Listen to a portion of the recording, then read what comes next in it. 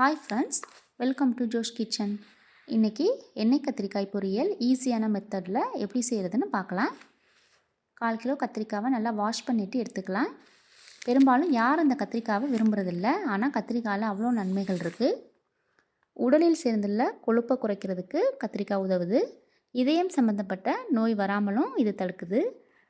நம்ம உடம்பில் உள்ள ரத்த அழுத்தத்தையும் இது கம்மி பண்ணுது. அதனால் கத்திரிக்காவை எல்லோரும் சாப்பிட்றது ரொம்ப நல்லது. கத்திரிக்காவை நீள் வாக்கில் இப்படி கட் பண்ணி எடுத்துக்கலாம்.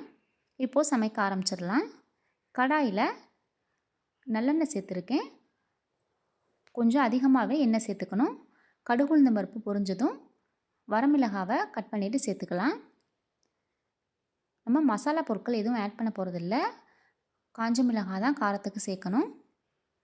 இது கூடவே ஒரு வெங்காயத்தை கட் பண்ணிவிட்டு சேர்த்துக்கலாம். கொஞ்சமாக கருவேப்பிலை, கொஞ்சமாக உப்பையும் சேர்த்து நல்லா வதக்கிக்கலாம். வெங்காயம் ஓரளவு வதங்கினதும் கட் பண்ணி வச்சுருக்கவ காயை நம்ம ஆட் பண்ணிடலாம். எண்ணெய் கத்திரிக்காய் பொரியலுங்கிறதுனால நம்ம கத்திரிக்காவை எண்ணெயிலேயே வதங்கட்டும். எண்ணெய் கொஞ்சம் அதிகமாக சேர்த்தா தான் இதுக்கு நல்ல டேஸ்ட் கிடைக்கும்.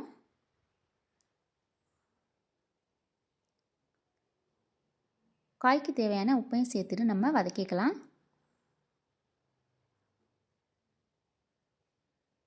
அடுப்பை மீடியம் ஃப்ளேம்லேயே வச்சுட்டு வதக்கலாம். சீக்கிரம் வதங்குறங்கிறதுக்காக மூடி போட்டு மூடிக்கலாம். பாருங்கள், காய் நல்லா வதங்கியிருக்கு, சூப்பராக வெந்திருக்கு.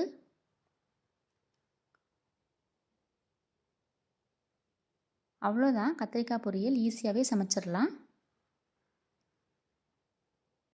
சாம்பார் சாதம், தயிர் சாதம், பழைய கஞ்சி, இது கூட நம்ம சைடிஷாக வச்சு சாப்பிட்டா சூப்பராக இருக்கும்.